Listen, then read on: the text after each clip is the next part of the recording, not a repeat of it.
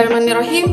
Assalamualaikum warahmatullahi wabarakatuh. Perkenalkan, nama saya Lutfia Fakhira dari kelas M02 dengan NIM 210407501013. Jadi, teman-teman bisa lihat ya dari mind mapping yang saya buat. Baik, untuk materi yang pertama yaitu hakikat pendidikan. Apa sih hakikat pendidikan itu? Jadi, hakikat pendidikan itu adalah pendidikan untuk manusia dan dapat diperoleh selama manusia lahir hingga ia dewasa. Jadi, pada hakikatnya, pendidikan adalah usaha sadar dan terencana untuk mewujudkan suasana belajar dan proses pembelajaran agar peserta didik dapat secara aktif mengembangkan potensi dirinya. Untuk memiliki potensi spiritual keagamaan, pengendalian diri, kepribadian, kecerdasan, akhlak mulia, serta keterampilan yang diperlukan dirinya, masyarakat, bangsa, dan negara. Pernyataan ini menurut Ahmad Munib 2004 halaman 142. Hal ini menjelaskan bahwa pendidikan merupakan suatu upaya yang dilakukan untuk mengembangkan potensi yang dimiliki oleh peserta didik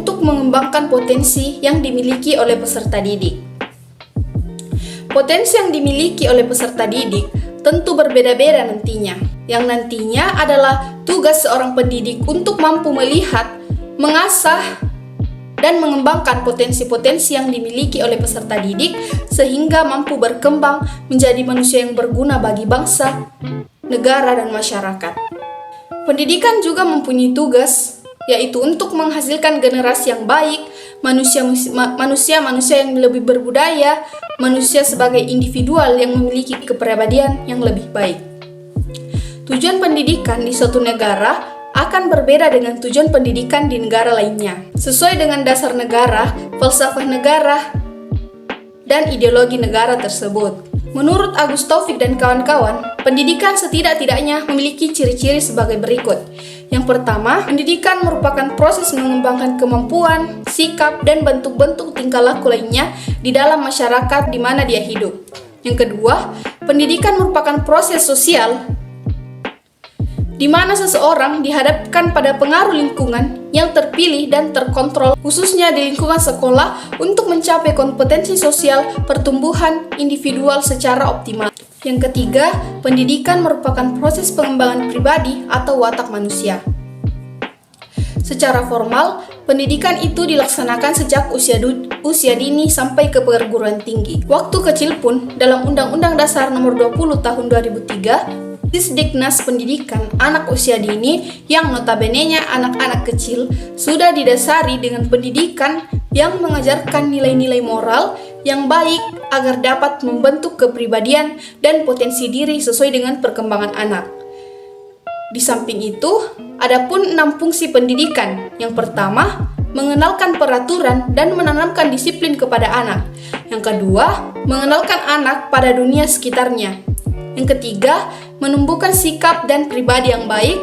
Yang keempat, mengembangkan kemampuan berkomunikasi dan bersosialisasi. Yang kelima, mengembangkan keterampilan, kreativitas, dan kemampuan yang dimiliki anak. Dan yang terakhir, menyiapkan anak untuk memasuki pendidikan dasar. Nah, dari beberapa uraian di atas inilah, maka pendidikan yang menanamkan nilai-nilai positif akan tepat dimulai ketika anak usia dini. Dengan demikian, pendidikan bagi peserta didik yang masih kecil merupakan landasan yang tepat sebelum masuk pada pendidikan yang lebih tinggi. Pendidikan anak usia dini merupakan pendidikan awal yang sesuai dengan tujuan untuk mengembangkan sosialisasi anak, menumbuhkan kemampuan sesuai dengan perkembangannya, mengenalkan lingkungan kepada anak, serta menanamkan disiplin karena secara tidak langsung dapat menanamkan atau mentransfer nilai-nilai moral dan nilai sosial kepada anak.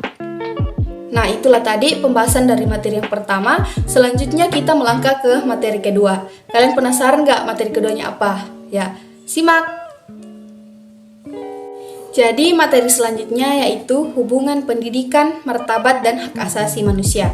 Yang pertama-tama kita akan menjelaskan apa sih definisi pendidikan, martabat, dan hak asasi manusia itu. Jadi, pendidikan dapat kita definisikan sebagai humanisasi atau upaya memanusiakan manusia, di mana ini membantu manusia untuk dapat berinteraksi sesuai dengan martabatnya sebagai manusia. Sebab manusia menjadi manusia yang sebenarnya jika ia mampu merealisasikan hakikatnya secara total, maka pendidikan hendaknya merupakan upaya yang dilaksanakan secara sadar dengan bertitik tolak pada asumsi tentang hakikat manusia. Hidup bagi manusia bukan hanya sekedar hidup sebagaimana hidupnya tumbuhan ataupun hewan, melainkan hidup sebagai manusia. Hak hidup bagi manusia mengimplikasikan hak untuk mendapatkan pendidikan.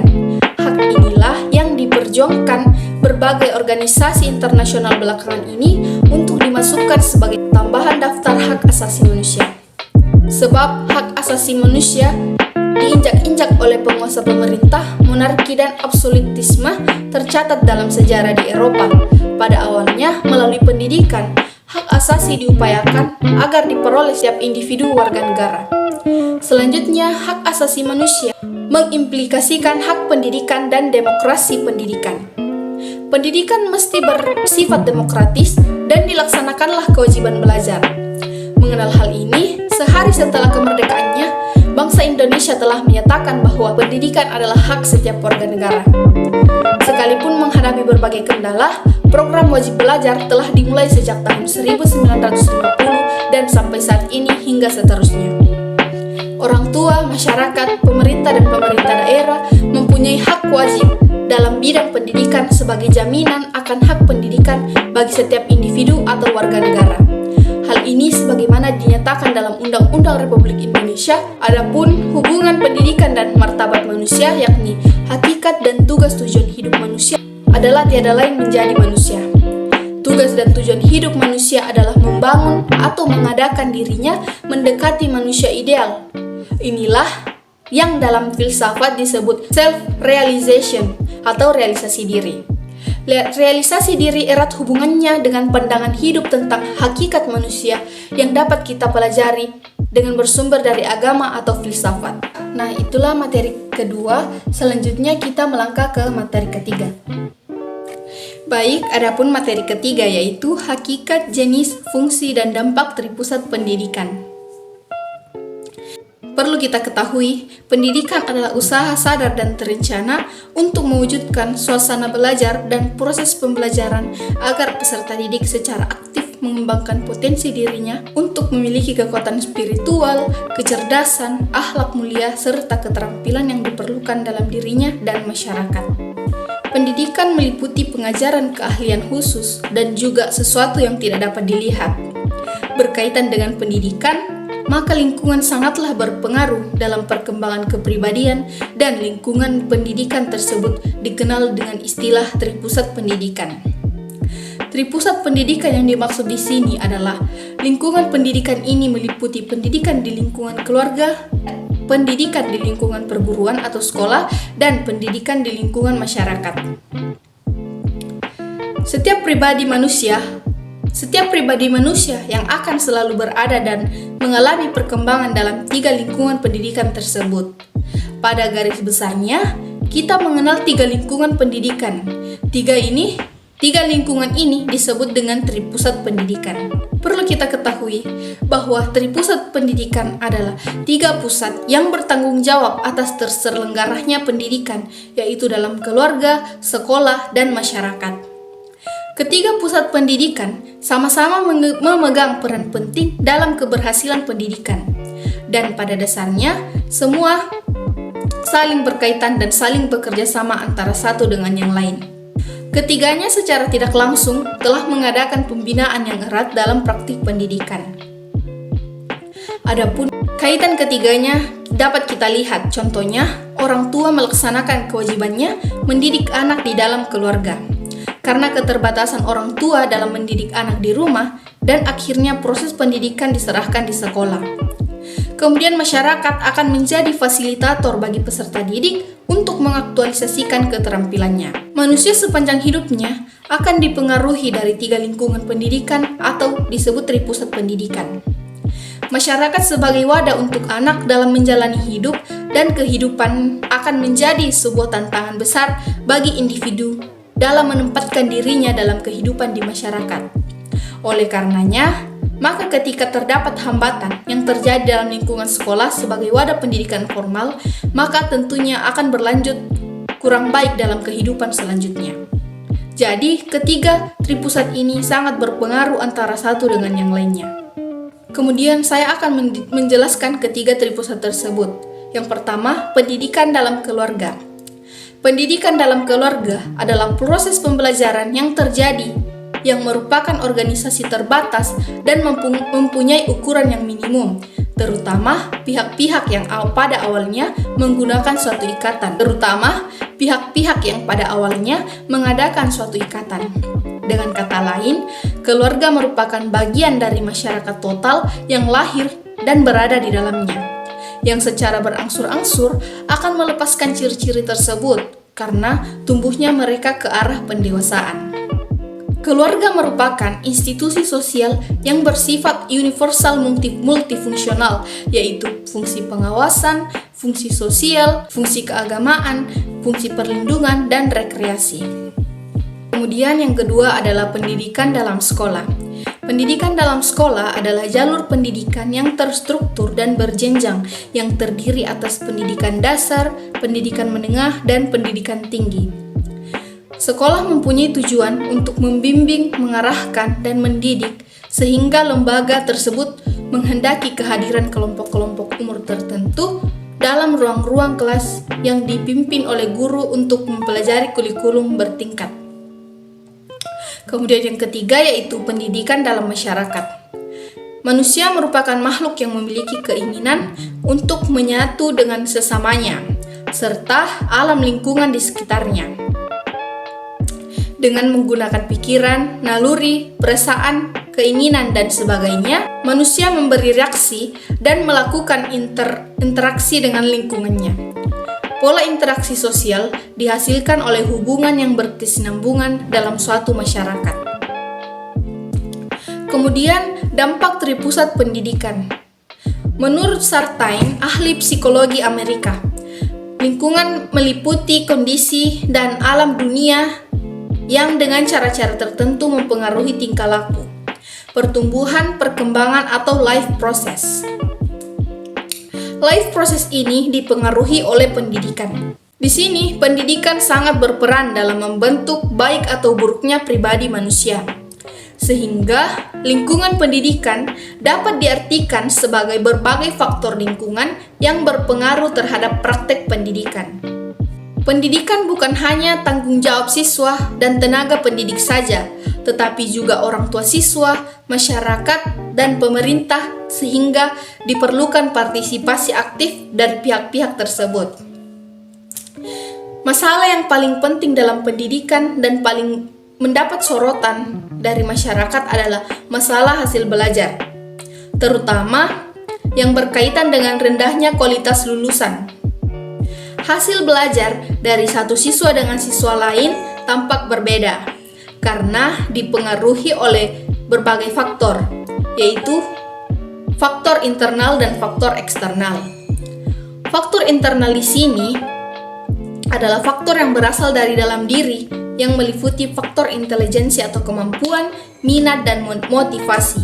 Sedangkan faktor eksternal yaitu faktor yang berasal dari luar, yaitu faktor lingkungan pendidikan yang meliputi faktor lingkungan keluarga, faktor lingkungan sekolah, dan faktor lingkungan masyarakat.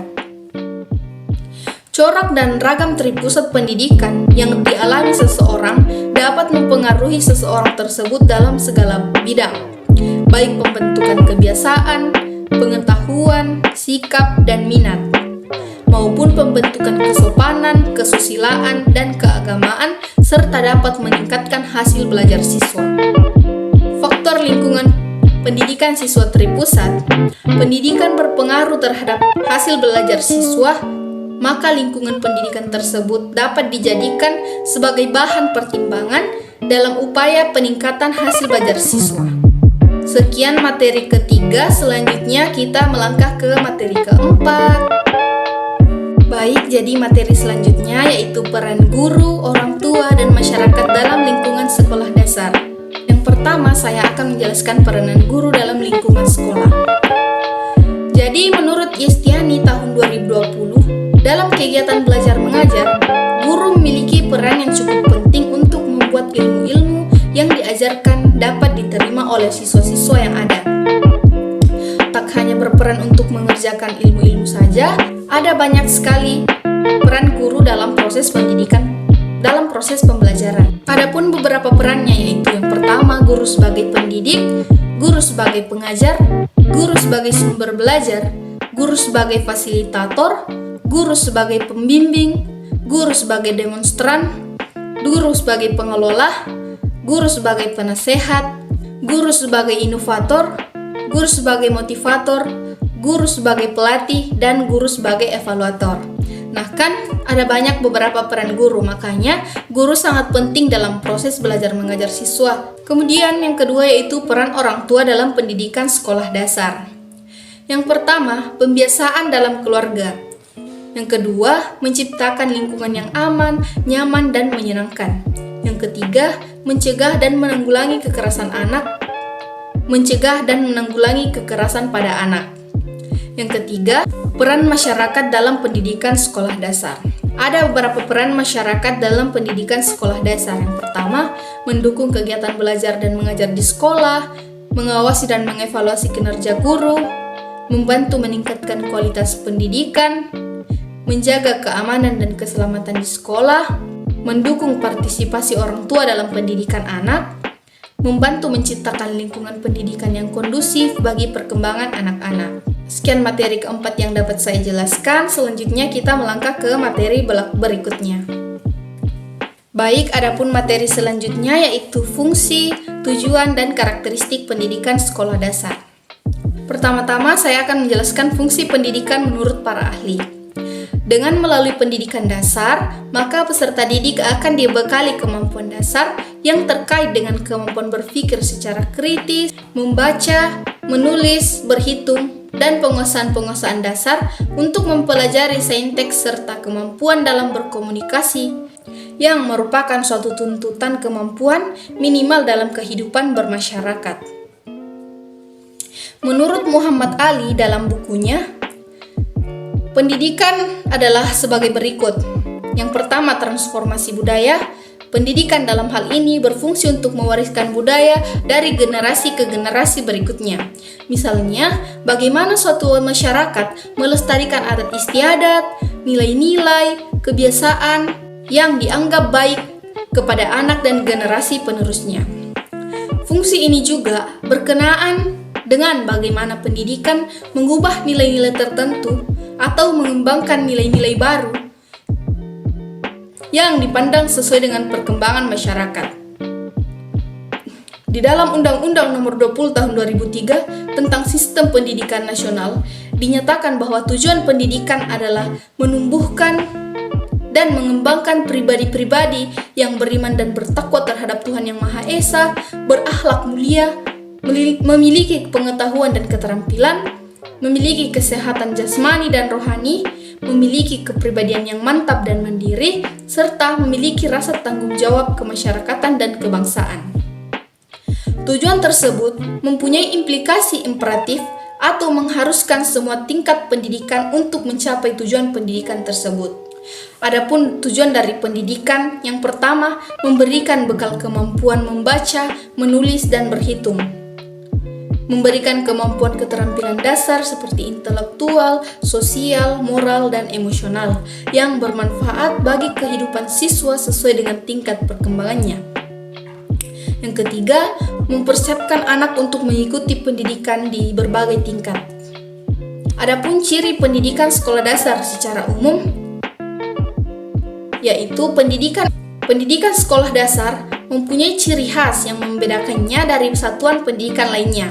Paling tidak ada 4 sasaran utama dalam pendidikan sekolah dasar, yaitu sebagai berikut.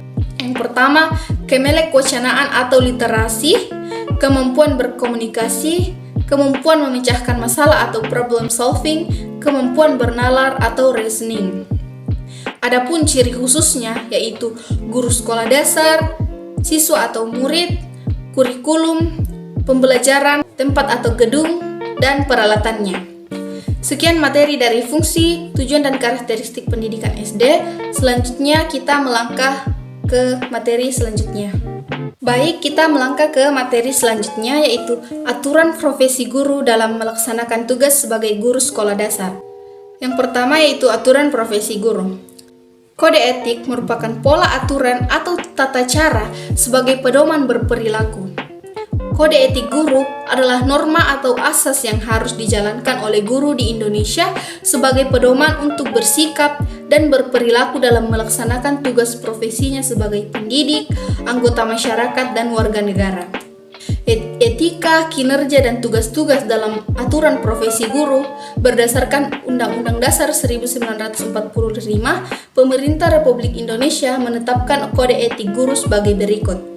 Yang pertama, guru berbakti membimbing peserta didik untuk membentuk manusia Indonesia seutuhnya yang berjiwa Pancasila.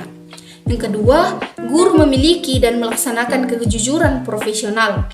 Yang ketiga, guru berusaha memperoleh informasi tentang peserta didik sebagai bahan melakukan bimbingan dan pembinaan. Yang keempat, guru menciptakan suasana sekolah sebaik-baiknya yang menjunjung keberhasilan proses belajar mengajar. Jadi, di sini guru harus memelihara hubungan baik dengan orang tua murid dan masyarakat sekitarnya untuk membina peran serta dan rasa tanggung jawab bersama terhadap pendidikan. Selanjutnya, guru secara pribadi dan bersama-sama mengembangkan dan meningkatkan mutu dan martabat profesinya. Selanjutnya, guru memelihara hubungan seprofesi, semangat kekeluargaan, dan kesetiakawanan sosial.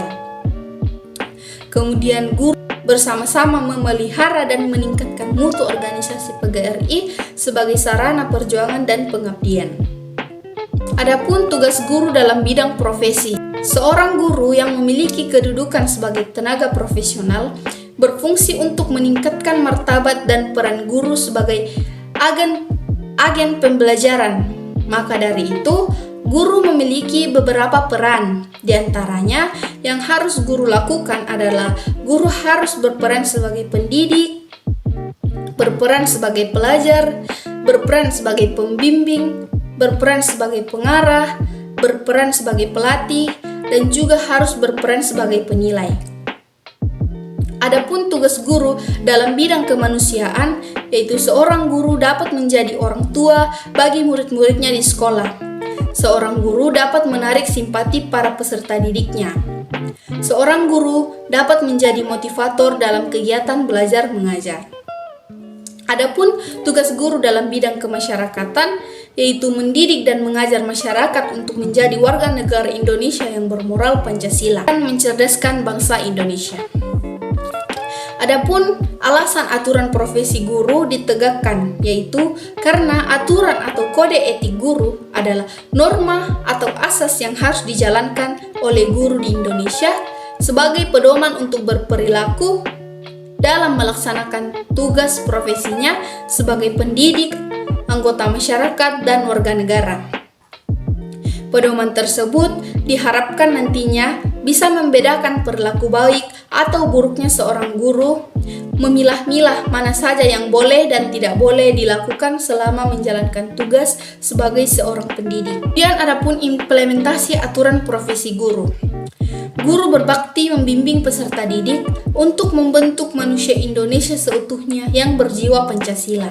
Prinsip manusia seutuhnya dalam kode etik ini memandang manusia sebagai kesatuan yang bulat, utuh, baik jasmani maupun rohani, tidak hanya berilmu tinggi, tetapi juga bermoral tinggi pula. Di sini guru memiliki dan melaksanakan kejujuran profesional, yaitu sebagai pendidik, menghargai dan memperhatikan perbedaan dan kebutuhan peserta didik. Pendidik fleksibel dalam menerapkan kurikulum sesuai dengan kebutuhan. Pendidik melaksanakan pembelajaran di dalam dan di luar sekolah, di luar kelas berdasarkan kurikulum tanpa membeda-bedakan latar belakang dan kedudukan orang tua peserta didik. Sekian dari materi yang saya sampaikan. Selanjutnya kita melangkah ke materi selanjutnya. Selanjutnya, saya akan menjelaskan materi tentang pengembangan pendidikan karakter di sekolah dasar. Nah, pendidikan karakter ini sangat penting loh untuk siswa di sekolah dasar agar mereka dapat mengetahui bagaimana caranya menghargai dan berbuat baik sesama manusia. Jadi, yang pertama saya akan menjelaskan pengertian dari pendidikan karakter. Karakter merupakan nilai-nilai perilaku manusia yang berhubungan dengan Tuhan Yang Maha Esa, diri sendiri, sesama manusia, lingkungan, dan kebangsaan yang terwujud dalam pikiran, sikap, perasaan, perkataan, dan perbuatan berdasarkan norma-norma hukum, agama, tata krama, budaya, dan adat istiadat. Adapun tujuan dari penumbuhan karakteristik yaitu yang pertama, menumbuhkan sikap atau sifat yang baik pada diri anak, membiasakan siswa berperilaku terpuji, menanamkan dan mengembangkan jiwa kepemimpinan yang bertanggung jawab, menumbuhkan kemampuan siswa dalam hal kemandirian, kreativitas, dan memiliki wawasan kebangsaan, serta pengembangan lingkungan sekolah yang aman, jujur, dan bersahabat. Jadi, mengapa sih pendidikan karakter itu sangat penting? Jadi, anak-anak yang mempunyai masalah dalam kecerdasan emosi akan mengalami kesulitan belajar, bergaul, dan tidak dapat mengontrol emosinya.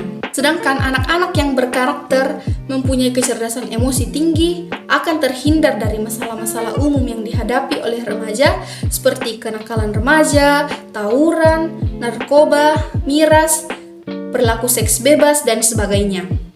Itulah mengapa pendidikan karakter di sekolah dasar sangat diperlukan, walaupun dasar dari pendidikan karakter adalah di dalam keluarga. Apabila seorang anak mendapat pendidikan karakter yang baik dari keluarganya, anak tersebut akan berkarakter baik pula di lingkungan masyarakat dan di lingkungan sekolah. Apa saja sih nilai pendidikan karakter itu? Jadi nilai pendidikan karakter itu ada 4. Yang pertama, nilai agama, nilai Pancasila, nilai budaya, dan nilai pendidikan nasional. Jadi apa sih peran sekolah dan guru? Jadi peran sekolah yaitu semua warga sekolah yang terlibat dalam pengembangan karakter pada hakikatnya adalah usaha membangun karakter peserta didik. Penting agar peserta didik melihat, menghayati, dan memperoleh teladan atau contoh konkret dari lingkungan kondusif dengan karakter baik yang sedang tumbuh dan berkembang dalam kepribadian mereka. Adapun peran guru yaitu sebagai kasalistor, inspirator, motivator, dinamisator, dan evaluator. Kemudian adapun pengembangan pendidikan karakter di sekolah dasar.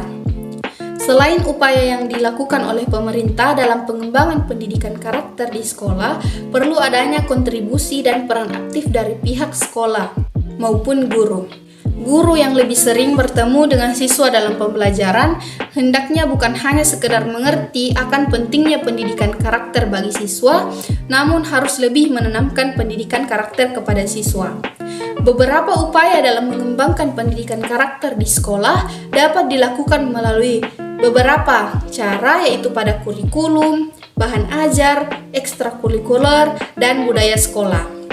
Sekian pemaparan materi tentang pendidikan karakter. Selanjutnya kita masuk ke materi selanjutnya. Selanjutnya yaitu kita sudah masuk ke materi yang terakhir yaitu hakikat pendidikan multikultural di sekolah dasar. Pendidikan multikultural merupakan suatu rangkaian kepercayaan atau set of beliefs dan penjelasan yang mengakui dan menilai pentingnya keragaman budaya dan etnis di dalam membentuk gaya hidup, pengalaman sosial, identitas pribadi, kesempatan pendidikan dari individu, kelompok maupun negara. Di dalam pengertian ini, terdapat adanya pengakuan yang menilai penting aspek keragaman budaya dalam membentuk perilaku manusia. Lebih lanjut, James A. Banks dalam bukunya yang berjudul Multicultural Education. Pendidikan multikultural adalah ide, gerakan pembaharuan pendidikan, dan proses pendidikan yang tujuan utamanya adalah untuk mengubah struktur lembaga pendidikan agar siswa baik pria maupun wanita, siswa berkebutuhan khusus, dan siswa yang merupakan anggota dari kelompok ras, etnis, dan kultur yang bermacam-macam itu akan memiliki kesempatan yang sama untuk mencapai prestasi akademik di sekolah. Jadi, pendidikan multikultural ini akan mencakup ide dan kesadaran akan nilai penting keragaman budaya, gerakan pembaharuan pendidikan, proses pendidikan. Berdasarkan kondisi masyarakat Indonesia yang multikultural ini, maka untuk membentuk negara Indonesia yang kokoh, perlu mengembangkan jenis pendidikan yang cocok untuk bangsa yang multikultural. Jenis pendidikan yang cocok untuk bangsa yang multikultural ini adalah pendidikan multikultural.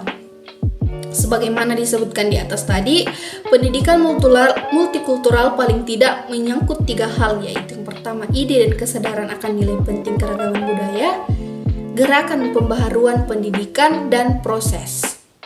Berikut ini akan diuraikan dasar yang membentuk perlunya pendidikan multikultural. Kesadaran nilai sangat penting dalam keragaman budaya. Perlu peningkatan kesadaran bahwa semua siswa memiliki karakteristik khusus karena usia, agama, gender, kelas sosial, etnis, ras, atau karakteristik budaya tertentu yang melekat pada diri masing-masing. Gerakan perbaharuan pendidikan, ide penting yang lain dalam pendidikan multikultural adalah bahwa sebagian siswa karena karakteristik tersebut di atas ternyata ada yang memiliki kesempatan yang lebih baik untuk belajar di sekolah favorit tertentu, sedangkan siswa dengan karakteristik budaya yang berbeda tidak memiliki kesempatan itu. Beberapa karakteristik institusional dari sekolah secara sistematis menolak kelompok siswa untuk mendapatkan kesempatan pendidikan yang sama walaupun itu dilakukan secara halus. Dalam artian, dibungkus dalam bentuk aturan yang hanya bisa dipenuhi oleh segolongan tertentu dan tidak dipenuhi oleh golongan yang lain. Kemudian, ada proses pendidikan multikultural. Pendidikan multikultural juga merupakan proses pendidikan yang tujuannya tidak pernah terrealisasikan secara penuh. Pendidikan multikultural harus dipandang sebagai suatu proses yang terus-menerus dan bukan sebagai sesuatu yang langsung bisa tercapai. Adapun tujuan utama dari pendidikan multikultural adalah untuk memperbaiki prestasi secara utuh, bukan sekedar meningkatkan skor. Persamaan pendidikan, seperti juga kebebasan dan keadilan, merupakan ide umat manusia yang harus dicapai dengan perjuangan keras, namun tidak pernah dapat mencapainya secara penuh. Kemudian, adapun tujuan pendidikan multikultural. Hasil yang diharapkan pendidikan multikultural terlihat pada definisi, justifikasi, asumsi, dan pola-pola pembelajaran. Ada banyak variasi tujuan khusus dan tujuan umum pendidikan multikultural yang digunakan oleh sekolah sesuai dengan faktor kontekstual seperti visi dan misi belakang sekolah, siswa, lingkungan sekolah, dan perspektifnya.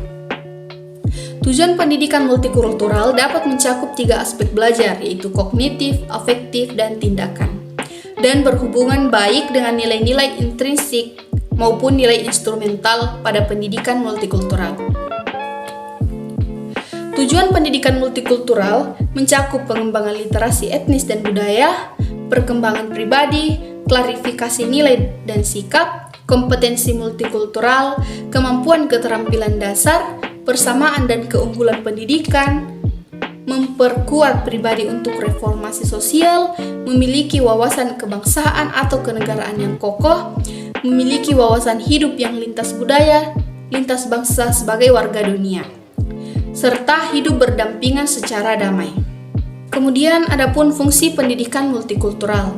The National Council for Social Studies mengajukan sejumlah fungsi yang menunjukkan pentingnya keberadaan dari pendidikan multikultural. Fungsi tersebut adalah memberi konsep diri yang jelas, membantu memahami pengalaman kelompok etnis dan budaya ditinjau dari sejarahnya, membantu memahami bahwa konflik antara ideal dan realitas itu memang ada pada setiap masyarakat, membantu mengembangkan pembuatan keputusan, partisipasi sosial dan keterampilan kewarganegaraan, serta mengenal keberagaman dalam penggunaan bahasa. Sekian materi pada hakikat pendidikan multikultural di sekolah dasar ini. Mohon maaf jika ada kesalahan dan semoga apa yang telah saya bawakan tadi dapat bermanfaat bagi kita semua. dan dapat kita realisasikan pada kehidupan kita. Sekian pemaparan materi yang bisa saya sampaikan. Mohon maaf jika ada kesalahan. Wabillahi taufiq wal hidayah. Wassalamualaikum warahmatullahi wabarakatuh.